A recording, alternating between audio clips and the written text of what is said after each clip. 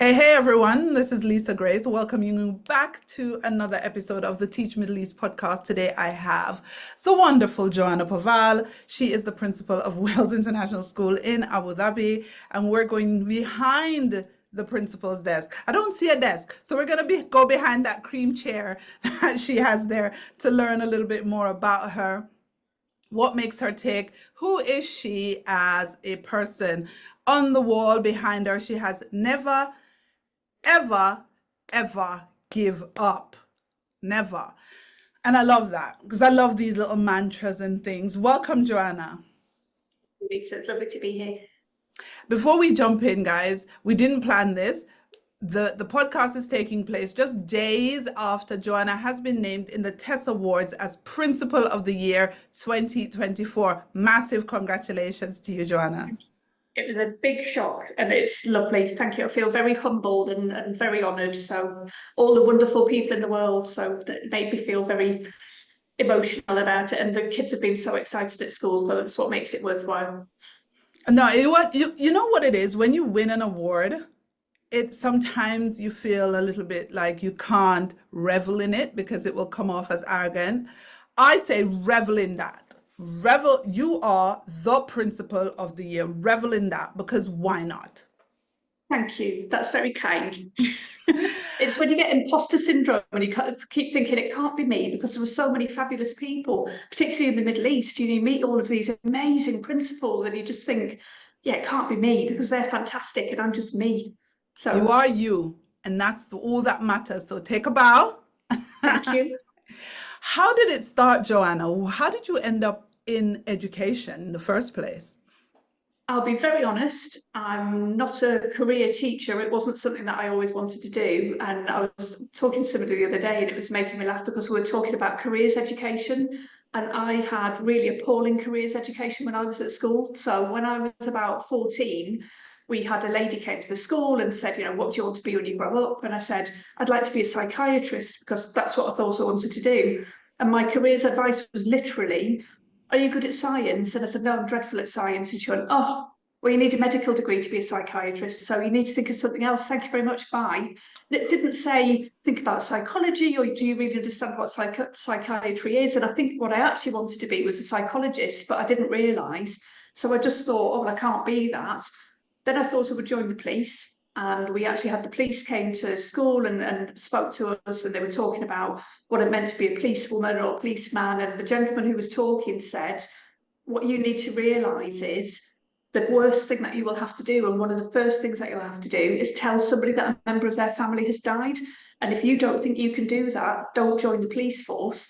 And at 14 years old, I thought, oh, I can't do that. I'm not capable of doing that. So that went out of my mind and I just didn't think about it. And then I kind of stumbled into it as I went to university. And then we got together and had our oldest child while I was still at university. And I thought, what am I going to do now? Oh, I'll go into teaching. And it was one of the best decisions that I have ever made in my life because I love it. What did you teach? I taught religion. So I taught Islamic studies and religious studies and philosophy. Lovely. Where? Where did you begin teaching? Well, when I first started, so I went to Durham University and then I got a job in Manchester and I worked in a state comprehensive school that was quite tough in a tough area of Manchester called Moss Side. So any British people listening will understand where that is because it's quite notorious in the UK. And that was a real baptism of fire in terms of behaviour management. I learned my trade very quickly because you had to survive. I could tell you some horror stories of things that happened while I worked at that school. If you put it in a film, people wouldn't believe you. We had a lady abducted with people with baseball bats, kicked the door of her classroom in, and it was a real not anything that I was used to when I was growing up. So that was a very interesting 2 years, and then moved up to the northeast of England. I was quite fortunate in my career because I learned very quickly early on that just being there by chance. I do believe in God's rich tapestry and that things happen for a reason. And my very first job, the lady that had been there previously, that not surprisingly had a nervous breakdown and left the school. So they'd had a succession of about 10 supply teachers before I went there. And I turned up on the first day after being told at the interview that it was a department. Well, the department was me. And then because it was religious studies, there was a history teacher, an English teacher, a geography teacher who were all in the department, but they had their own subject area. So it was, right, Joanna, you're doing all the planning. We need your help. We don't know what to do with this. We haven't got any schemes of work. Joanna, can you do this? Joanna. So I kind of, at the age of 22, became the de facto head of department and learned what it meant to do all of the paperwork and do things very quickly early on. And that was great. It was good practice. It was. Do you know what? As you were talking about being from other faculties and then teaching religious education, I taught religious education for I think about 2 years to year 8 or 7 in London. I gotta be honest, I it was not my thing. I was just like, You I have to love it. You really have to love it. And I actually miss it. I miss teaching it because I love talking about what people believe and different values. And a lot of you'll know from teaching it, a lot of it's talking about morals and ethics and what people believe in different situations. And I miss teaching it. yeah, it was quite interesting. Why did you choose that subject? I just love it. I love it. It's a little bit, it goes back to my original thought about being a psychiatrist. It's a bit of psychology. It's what people believe and what makes them tick. And I just find it really interesting.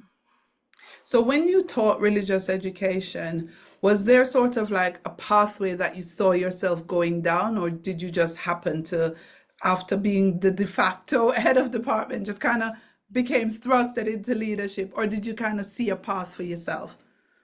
No, I would say I was thrust into leadership and I enjoyed it. And I like the paperwork aspect of it, which I know people don't like it. It's not cool and to talk about the paperwork aspect of it, but I really enjoy it and the policies and procedures. And again, I was talking about this the other day with somebody. I did the COBIS preparation for aspiring heads, and everybody laughed at me because we sat there in the middle of the room and there were things all around the room saying, policies and procedures, leading from the heart, team building, children at the centre of everything. And we all stood in the middle and they said, after 3 seconds or 10 seconds, I think it was, run to the one that means the most to you. So I wasn't concentrating. I was trying to think about where I was going to run. And then I ran to where I was and turned around and realised that I was the only person standing next to policies and procedures.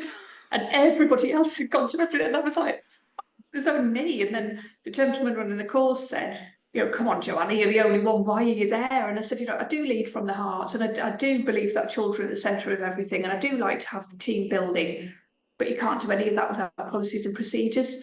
And really, that's been my interest all the way along. I love it. So after your first sort of push into leadership, where did the journey go next? It happened again. So I moved to another school, again, teaching religious education, and I was second in department because obviously, I was still quite young. And then unfortunately, the head of department's husband it was quite tragic. He was terminally ill, and she made a decision to take time off work, and rightly so. So she took an extended leave to look after her husband. And again, I ended up being the head of department. And I would say it was a confidence thing because probably, in all honesty, I could have gone for a role as head of department even after 2 years because I'd already been doing it for 2 years, but I didn't feel confident enough to do that. So again, I was put in a position where it just happened naturally without me doing anything and not expecting it. And I thought, actually, do you know what? I really enjoy this. So I actually applied for a job in a different school when she came back as the head of department. And I stayed at that school for 5 years. And while I was there, I rose up the ranks within that school. So I started as head of department and ended up, as you call it, it was a senior teacher in those days. You call it an assistant head teacher now. And interestingly, it was a pastoral role, which isn't really my thing because, like I say, I'm a paperwork person, I'm curriculum and policies. But I ended up being in charge of Key Stage 3 and doing the primary liaison as well. So that was really great. Why do you think a lot of school leaders, including myself, just can't stand paperwork? I don't know. I don't know. I think it's because it's finding the time to do it because your day is so busy with all the best will in the world. You can't keep up with everything that you need to keep up with. So it becomes a chore rather than a pleasure, if that makes sense. So, I was talking to somebody the other day. I have a PA, but sometimes I'll be sitting with somebody and I don't think, can my PA please come and sit next to me and take minutes? And so I do a meeting and then I'm thinking, now I need to sit down and I need to write that up. I need to register. You know, we use CPOMs in ours. I need to go onto CPOMs and I need to log it. And I'm going, oh, you know, and then I sit down to do it. And then somebody else comes in and they need something. And it's because it's constantly moving. It doesn't, it's really important, but you just can't find time during the day. I think that is a good reason, and I think the other reason is, I don't know, I just think people who go into teaching are more creative in Yeah, in probably. nature, and so they tend to want to just do the really fun or hands-on type of things, and paperwork just seems to be, that's how I felt. It felt like a bother. Like, oh, I gotta write this report. Yeah, you're right. Because it should be fun. Every It day in should. school's fun. Yeah. No, it should be. So then you went to middle leadership, and then up to assistant headship. And so how did your transition into being a principal happen? I moved to France and stayed there for a very long time in the same school and was the deputy head in that school. Then what happened there? So I stayed there for a long time. It's a British school in the south of France, which is a very lovely place to live. And then my husband and I made the decision that we were going to move, and we decided that we would have an adventure and move to the UAE. But for us, the UAE's got a bit of a special meaning because my husband's father actually worked with Sheikh Zayed in 1968 or 69, I can't remember which one. So he came over here when it was still the Trucial States and put the telephone lines in. So all of the telephone lines from Abu Dhabi to Al Ain and from Abu Dhabi to Dubai were put in by my father-in-law. So we've got a connection here. We came here and I worked at international community schools in Abu Dhabi to begin with, in Branch 4, and then in their head office as their education advisor. And this is my PhD. When I have enough time to sit down and do a PhD, being an education director was my absolute dream. When I did it, I discovered it wasn't my dream after all. That So happens. yeah, I thought this is what I want to do. I want to work with schools and I want to do school improvement and work with the principals. And it really, I thought I need to get back into a school. And so I applied for the job at Wales and I've been here for, this is my second year. Oh, wow. How are you finding it? I absolutely love it. Like I said, we've got a lot of work to do, but I can see the progress that we've made over time, and that's really important to keep going back to thinking about where we were and where we're at now. It's because I tend to I'm really terrible for focusing on, you know, this is where I want to be and I want to be there quickly, and it's not going to be quick. It's going to take time, and it can be frustrating to think, you know, but you know, I want the kids to be making more progress and we need to be doing the best for them, and that's something that I struggle with, is the frustration of wanting to move it forward, but being conscious that it's going to take time to get to where we want it to be. Tell me about Wales, 'cause I haven't been to Wales International School. I know It's of it, but I haven't wonderful. been there. But tell me about it. Uh, Where is it? And tell me all about it. Tell our listeners as well. we are really, really lucky that you are the second person that said that to me, because we had audit compliance yesterday, and the lady who came as she was leaving said, "You've got a lovely school. It's so warm and friendly and inviting." I'd never even heard of it before. So the school was started 8 years ago. We're in Al Khamkha in Abu Dhabi, which is kind of the desert area towards the border of Dubai. So it's probably the second place that you come to when you cross the border from Dubai into Abu Dhabi. It's an absolutely beautiful school. We're privately owned. Our owner is a local, and he is the kindest, most wonderful person in the universe. He has a business separate so this for him, the school, it's not that it's not for profit, but he's really not bothered about that. He wants the investment to be put back into the community to make sure that we're doing the best for the children, and that's very unusual to be fortunate enough to work for somebody that feels like that. So I feel very, very lucky to have that support.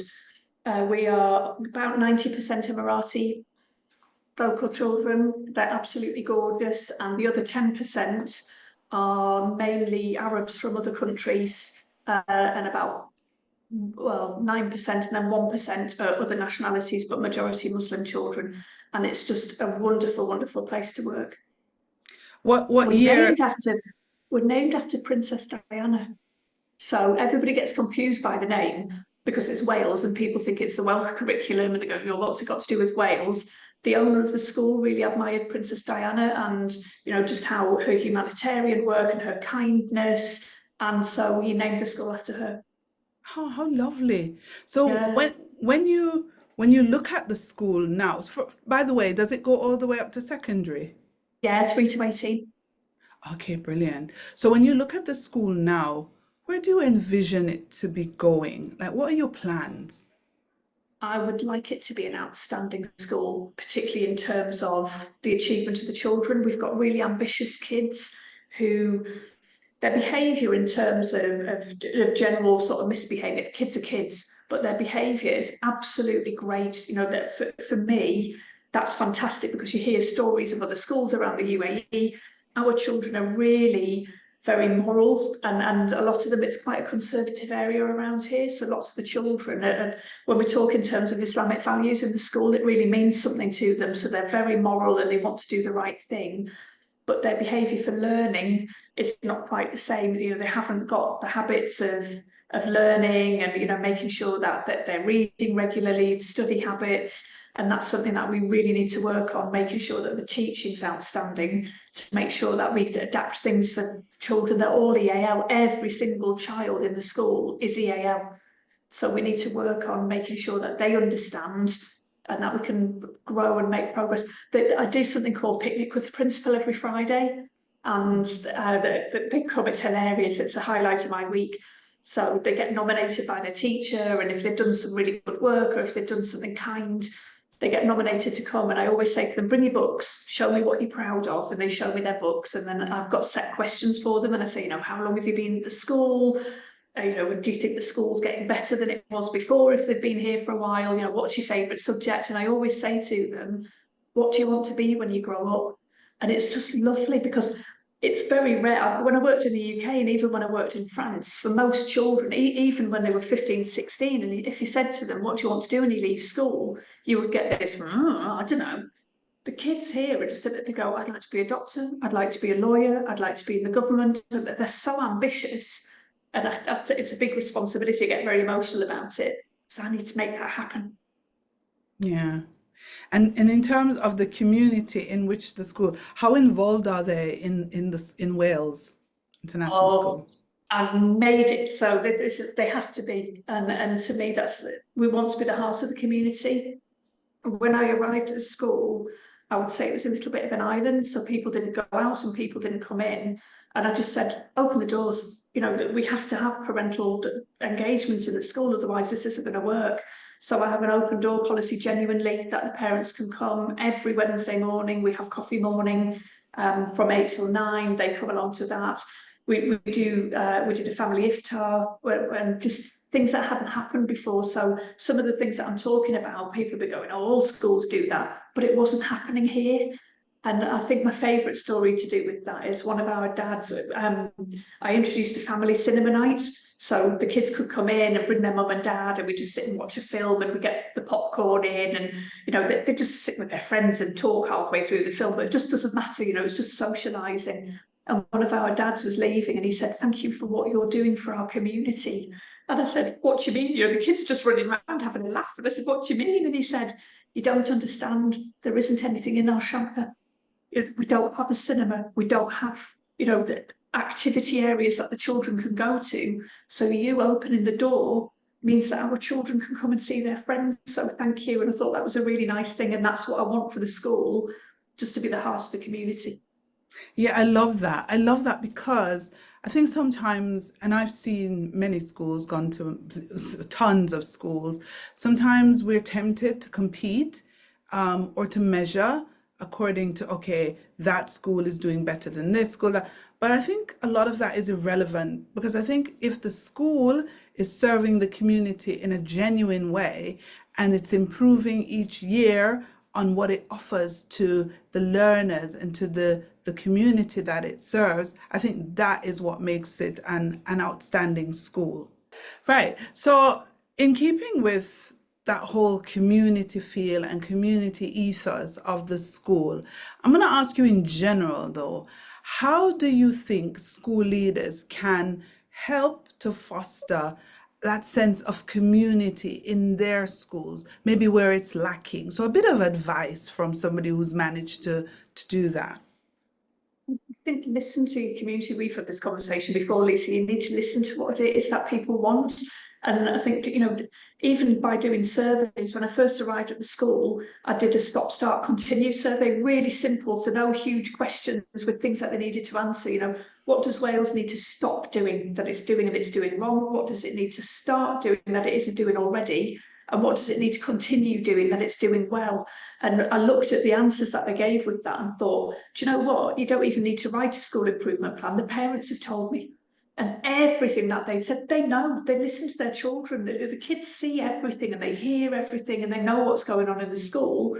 And then we put all of that together with what we thought the school direction was that it needed to go into, and then worked with people. So having great people come into the school, we've got a fantastic board of governors, we've got a great PTA, getting people involved and just keep listening to them and checking back in with people regularly. It's really important, and doing the fun stuff as well. Getting to know people. You don't get to know a parent who's coming in to complain about the school in a meeting, or even if you pass somebody in the corridor and they say, oh hello, I'm this parent. You need to get to know people, and doing social events is a really good way of doing that. Yeah, I do think that is actually quite true. And I also think it's very important to just listen to those little by the way conversations that happen as you're at the gate, or you're welcoming somebody in just to have a chat. And those conversations offer you so much insight into what the community needs, how the school can grow, how the school can support and serve the people in its community. Absolutely. And I always say to people, a friend of mine said to me years ago, I think she put me on to Brene Brown, and there was a sentence that really stuck out to me, which was, it's better to have 100 tiny conversations than one big explosion. Oh my gosh, that is so true. That is so true. When you think about yourself as a school leader, we talked a lot, you and I, following on from MESLC, the School Leadership Conference, about empathy and about kindness as a school leader. When you think about your role as a school leader, how do you interweave kindness into what you're doing? I think it's, I've told you before, it's not something that came naturally to me because I'm from a very hard line of family. So I would say it's something that I've had to learn to do. And I think I told you at the time that the best piece of advice that I was given to that is to always remember, it's a mantra that is in my head all of the time, that not everybody's like you, and treat people with kindness and listen. And people deal with things in different ways, and you have to realise you need to get to know yourself very well. And then you can think, actually, the example that I always give is that this friend of mine that said it to me was, I was getting frustrated and said, but it only takes 10 minutes. And she said, no, it takes you 10 minutes. It might take somebody else 2 hours. It might take somebody else 2 days. Not everybody's like you. And when I'm thinking about trying to be kind to people, it's remembering that we're all different and we've all got different pressures. And I remember, and again, it's knowing people's story so that you can take things into account, really. And I always think of, there was a gentleman I worked with in France, and he had a family, and both him and his wife worked. And they decided for their childcare, because it's not like the UAE, you can't afford nannies in the south of France. It's not that kind of culture in Europe. So that they didn't have a childminder or a nanny or anything. And they decided for it to work for their family, he would arrive at work at 6 in the morning, school started at 9, but when school finished at 4, he had to get in the car and go and pick his kids up. And his wife stayed at school till 6 o'clock in the evening because they were both teachers. So they kind of did it in shifts. But my boss didn't come in until later. So he didn't see this chap arrive at 6 in the morning. He just saw him getting in the car at 4 o'clock. And his comment was, every day on the bell, there he is out the door. And I said, yeah, because he's got to go and pick his kids up. Oh, well, he needs to do that. And he was going out with bags of, carrier bags full of books. And I said, yeah, but what you don't realise, because you don't come to school till 8:30, he's already been here for 2.5 hours. He arrives at 6 every morning. And so I think you have to look at the whole picture and just be kind, because everybody's circumstances are different. Yeah, I think recently I heard this quote, do not expect you from other people. Oh, I like that one. And so, Yeah. yeah, that one kind of stuck in my mind. And so when we think about kindness and empathy as school leaders, how do you then ensure that people don't take that kindness and that empathy for granted or even weakness? Yeah, you have to be fair. And we've talked about that at the conference. And I think it's something that you have to be mindful of, because if you do it for one person, then it opens the door to having to do it for other people. So it's within boundaries. And I think, like I say, you need to take different things into account, but you also need to make sure that you're being fair to everybody. Otherwise, it just becomes a free-for-all. And I remember a story when I was working in the UK where it was a lady, her husband had bought her some tickets for a football match and had accidentally done it on the wrong day. So they thought it was a Saturday, they hadn't looked at the dates correctly, it was a Wednesday, it was in a different part of the country. So could she take a day off? Well, the problem was, being kind, she was told yes. But then that opened the door to absolutely everybody else in the school going, hang on a minute, if she's had a day off for a football match, I quite fancy going to visit my son at university and I'm going to go a day early. And so you just need to be really careful that it's within guidelines and that it's fair to everybody. Yeah, no, that's true, and we did knock that out a bit at MESLC. Wanted to go back to something though. Your school is in Shamka. It's not the Yeah. most known school, so well done on you for winning Principal of the Year and really kind of, getting that spotlight shone on your school. How do you attract staff to Shamka? Can I tell you, it's been a really interesting 12 months. So it depends who they are, because I'm European. Driving for half an hour or 40 minutes is nothing to us, but I know it's very different in the UAE. So you can actually get to the city centre of Abu Dhabi in 40 minutes. I would think nothing of that. So that, I used to live on Reem Island. It would take me 40 minutes to get there, and I just went, well, it's fine. That's what we do in Europe. So for a lot of Europeans, it's really not that they're not that bothered. But again, I said it at the BSME conference, it's been really, really interesting that this year, because of the context of the school and because it's really important and it ties in with the values of Princess Diana and kindness and compassion, the school's values are respect, honesty and care. And because we're in a very conservative area, we've really gone with the UAE national identity. We've got a lot of Emirati students, and we've taken that on board as, although we're a British school, we want to reflect the UAE national identity and Islamic values. And it's been really interesting that this year we've had a lot of British Muslim people who have been attracted to the school because they want to work in a school that has Islamic values. And they're feeling, I think it was Kai Basha said it at the BSME conference when I mentioned it, some people are feeling a little bit disenfranchised in the UK as Muslim people. So coming to a school which is British, they're British trained, they want to come to a school that they're comfortable in, and the Islamic values aspect of our USP is really appealing to British Muslim people.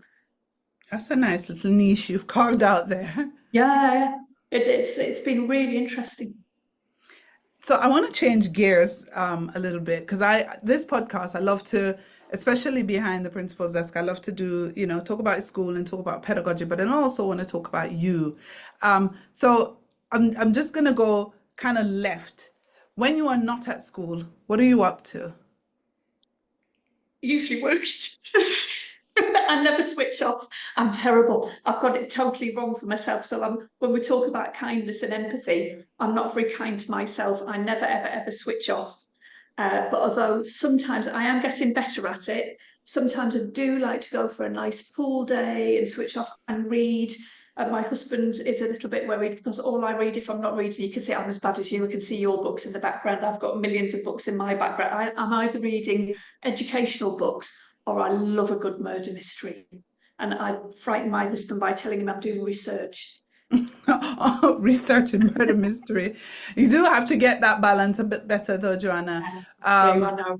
you can't work every single day and you cannot sacrifice not being able to switch off because I'm terrible. as much as you love Wales International School and you love your job and you love what you do, there is still you as the individual that needs nurturing, that needs that time to really build back so you can give.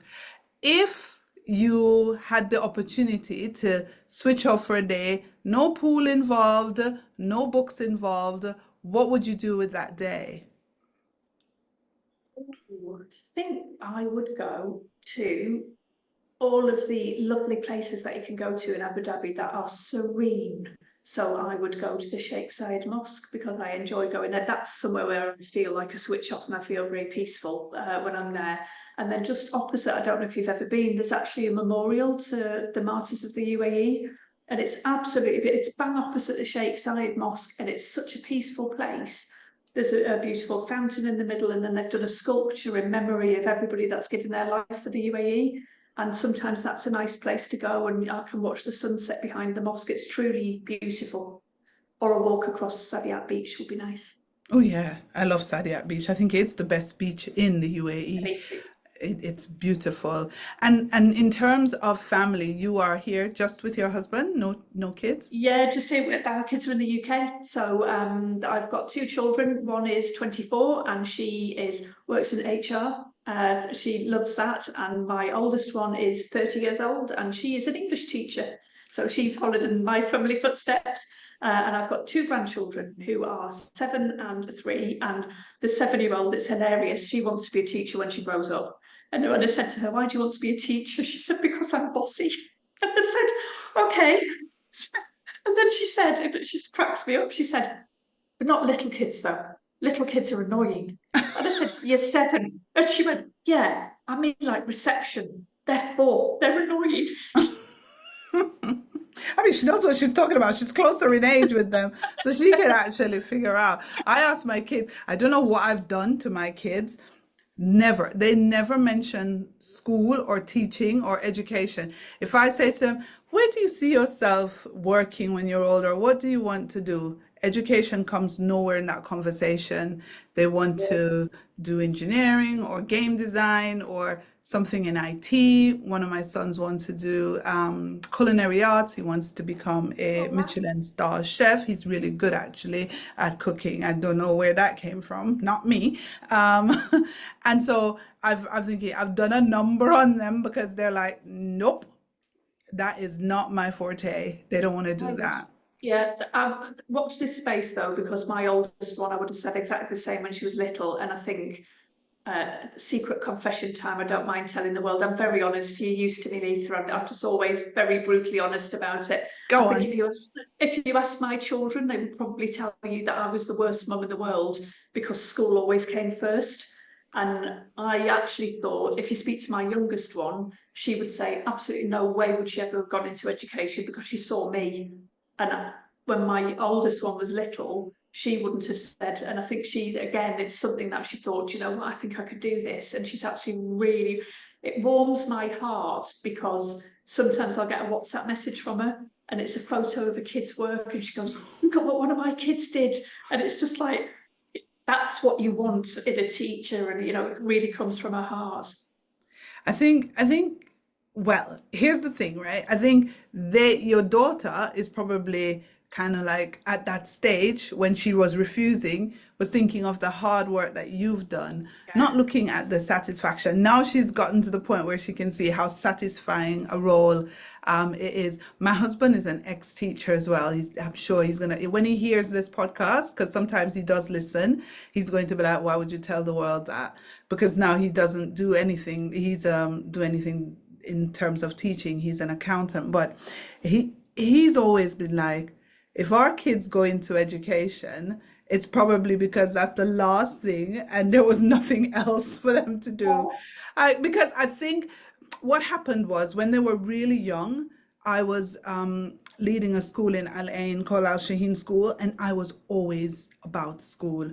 And so my little one grew up saying things like, "Shh, mommy's in her office. She has a meeting." Like it was bad. That was kind of when I made that change, is because I realized, oh, I'm not paying enough attention to them.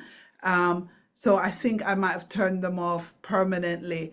In terms of going a little bit futuristic now, what excites you about education and where it's going? And also, on the flip side, what worries you? Can I start with the thing that worries me and then go to the positive, because I like to end Yes, with the yes, positive. yes. I think I love technology. I think it is really, really useful, but it scares me for the future, for the children. And I can see wonderful things and I can see the benefits of it, but I've got a real fear of losing our ability to think. And even myself, I was watching the other day, something stupid was in the background while I was working on TV, and there was a gentleman who picked a telephone up and dialed a number, and that number didn't work. So he dialed another number. It was something from a lot. And I thought, do you know what? I don't think I could do that, because I use my phone so much. I can't remember what anybody's telephone number is. I know what mine is. And I know my mum and dad, we've had the same telephone number for about the past 40 years. But if you said to me, phone Lisa, I'd be going, oh, hang on, I need to look at my phone. And even now, when I was younger, we lived quite close to my grandparents, and we used to have Sunday morning coffee morning where all of the aunties and all of the uncles and everybody would get together. They would alternate houses. And one of the newspapers used to do a crossword, but it was a trivia crossword. And we used to sit there and they would go, oh, what was the Bay City Rollers hit in 1975?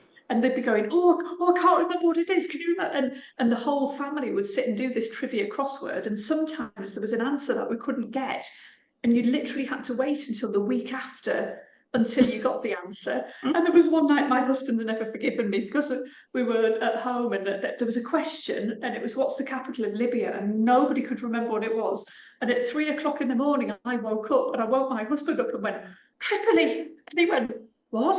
And I went, it's Tripoli. And he went, what are you talking about? And I went, the capital of Libya. And he went, it's 3 o'clock in the morning. And I said, I've just remembered it now. And it was, but that was trying to remember things. And I think we've got so used to, if I don't know what the capital of Libya is, I look it up on my phone and I find it in 2 seconds, but it's not going in.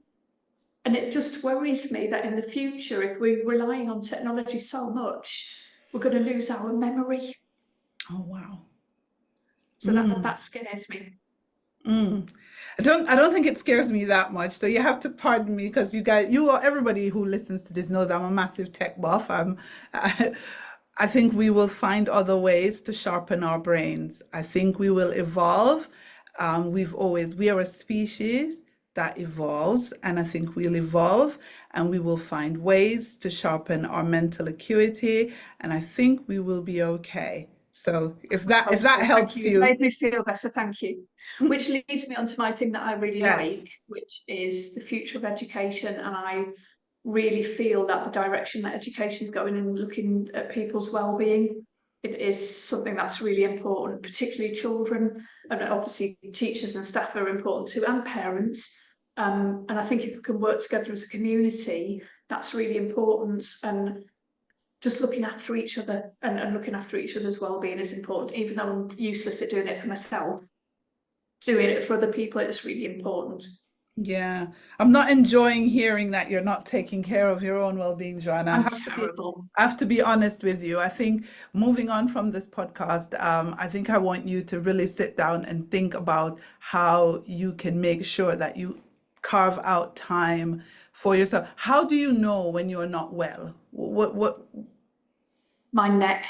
I'm telling you, it's like this at the minute. So I feel it in my neck, that I can feel the stress and the pressure, and I'll start going like this, and I think, oh, I'm not good, because I can feel the tension. Do you do any kind of physical activities? Lots of walking. No, I mean purposeful.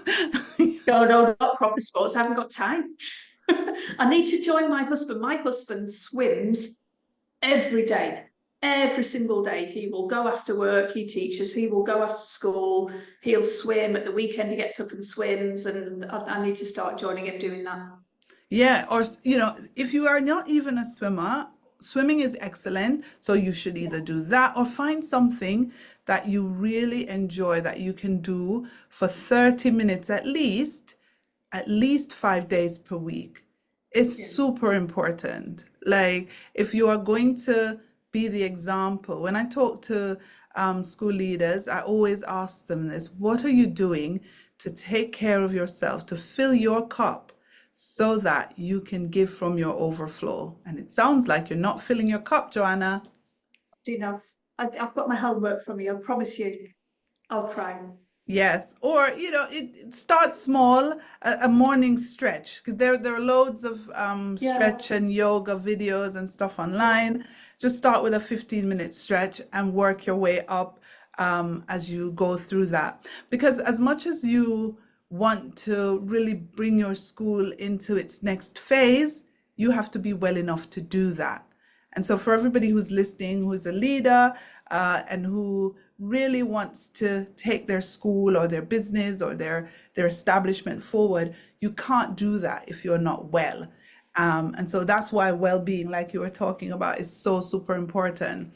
And then when we also think about the fact that if AI, and we're not going to need our memories as much as you just told me, then we have to kind of now start thinking what our place is in the world as human beings. Because if AI can do things better than we can, or machines can do things better than we can, then what can we do better than them? And that's what we've got to hone in on. Yeah, definitely. Totally agree. Yeah. All right. Before we wrap up the podcast, we are in the third term of the year. So summer plans. What are your summer plans? Oh, you're going to laugh. I am in the first week. It's still work, sorry. But so in the first week of the holiday, I am very, very, very, very lucky. My husband is not speaking to me because he is so jealous. I am a COBIS lead improvement partner, and for many years there is a school on Ascension Island which has been desperate to be a COBIS member. We did their compliance for COBIS online, and they have invited me to do the COBIS accreditation visit on Ascension Island. So I have to fly to the UK, go to Bryce Norton RAF base and get the RAF plane for 9.5 hours to Ascension Island, which is literally in the middle of nowhere. There's one flight there. And then the flight back, so it goes from Oxford to Ascension Island to the Falkland Islands, then turns around and comes back to Ascension Island and then back to the UK. So I'm going there for the first week to do their COBIS accreditation, and I'm so excited because I don't think you have to actually be invited to come to the island. You can't just go. The governor has to give permission for you to go, and because it's a high security base for the RAF. So I'm really excited about that. And then when I come back to England, I'm going to stay there and spend some time with my family. That sounds good. No, that sounds exciting. Thank you so much for being on the podcast with me, Joanna. It's a pleasure. It's really lovely. I love speaking to you. Thank you. Thank you so much.